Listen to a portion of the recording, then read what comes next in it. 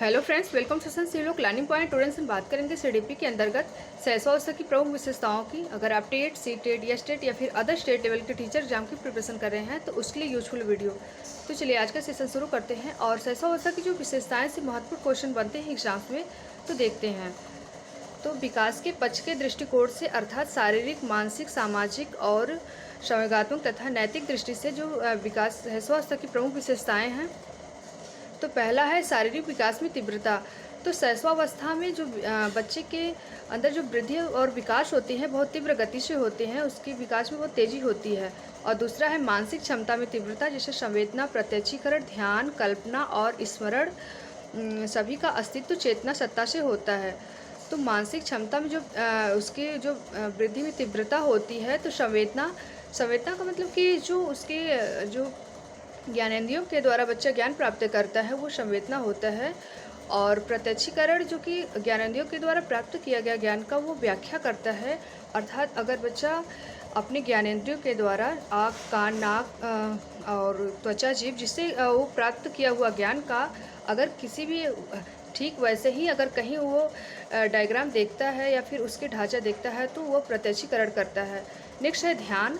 तो ध्यान वो इस एज में बच्चा बड़ों के प्रति या फिर कोई भी कार्य को करते हुए देखता है तो वो ध्यान देता है। नेक्स्ट है कल्पना। अगर बच्चा किसी भी चीज़ को देखा हुआ है शैशवावस्था में, यहाँ पे शैशवावस्था की बात हो रही है, तो उसकी अनुपस्थिति में भी कल्पना करता है। जैसे अगर वो एक तरह से पालतू पशु को ही देख लेता है, तो अगर वो फिगर में देखता है तो उसकी अनुपस्थिति में उसकी कल्पना करता है कि हाँ ये पशु है, ये या फिर ये फिगर है। नेक्स्ट है स्मरण। और पुरानी बातों को या फिर कभी वो अपनी बातों को सोचता है तो वो स्मरण करता है। सभी का अस्तित्व चेतना से है, जिसको वो जानता मतलब समझता है आदि कार्यों को। नेक्स्ट है सीखने की तीव्रता, जैसे शैशवावस्था, बाल्यावस्था प्लस किशोरावस्था। और जो सीखने की उसकी तीव्रता होती है शैशवावस्था में, बाल्यावस्था और किशोरावस्था मिला के शैशवावस्था में उसकी तीव्रता होती है। जो एक तरह से कह सकते हैं कि जो सीखने की अवस्था तीव्र अवस्था होती है वो शैशवावस्था होती है। नेक्स्ट है दोहराने की प्रवृत्ति। तो इस अवस्था में दोहराने की प्रवृत्ति या फिर अनुकरण की अवस्था आप कह सकते हैं। बड़ों के प्रति जो बात सुनी हुई बात को या फिर किसी भी चीज़ को वो दोहराने की प्रवृत्ति रहती है। नेक्स्ट है जिज्ञासा की प्रवृत्ति। तो जिज्ञासा की प्रवृत्ति में क्या होती है कि क्या, क्यों और कैसे से युक्त प्रश्न पूछता है। तो इस एज में बच्चा जो होता है ये जिज्ञासु प्रवृत्ति का होता है, उसके अंदर एक एक से हर चीज़ का वो जवाब चाहता है। नेक्स्ट है पियाजे के पूर्व प्रत्यात्मक अवस्था। जो पियाजे ने बताया हुआ है कि 2 से 4 वर्ष में जिज्ञासा की स्थिति रहती है। तो नेक्स्ट है पर निर्भरता। वो माता पिता और दादा दादी या फिर किसी भी घर के सदस्यों पे वो निर्भर रहता है। नेक्स्ट है स्वप्रेम। शैशवावस्था में शिशु के अंदर स्वप्रेम की भावना पाई जाती है। वह स्वयं से बहुत एक तरह से कह सकते हैं स्वयं के प्रति बहुत ही उदार या फिर प्रेम की भावना रहती है। नेक्स्ट है स्वप्रेम की भावना, जिसे नार्सिसिज्म कहते हैं, अत्यंत प्रबल रूप में रहता है।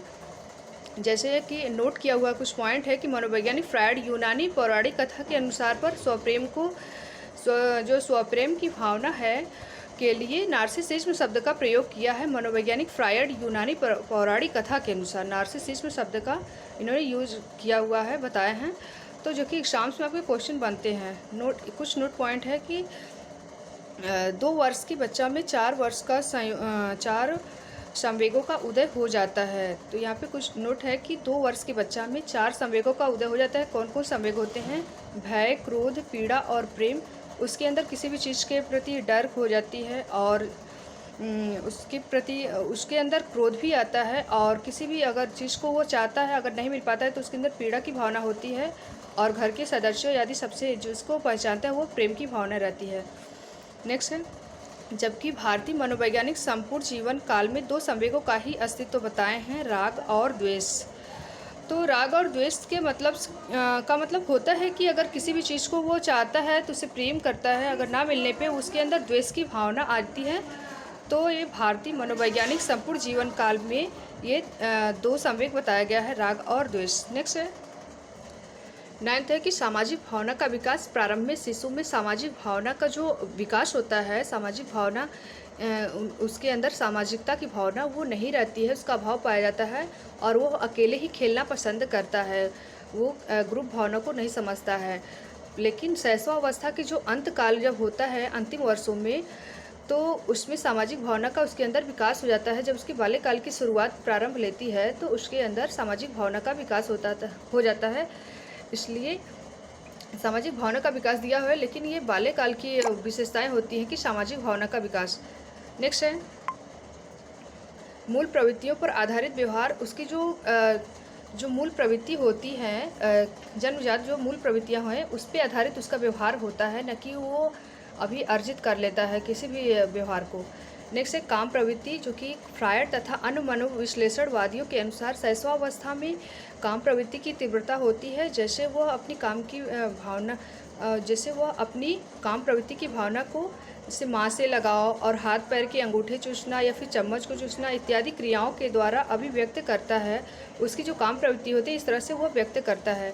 नेक्स्ट है लड़कों में अपनी माँ के प्रति प्रेम और लड़कियों में पिता के प्रति प्रेम भाव का उदय होता है उस शैशवावस्था एज में।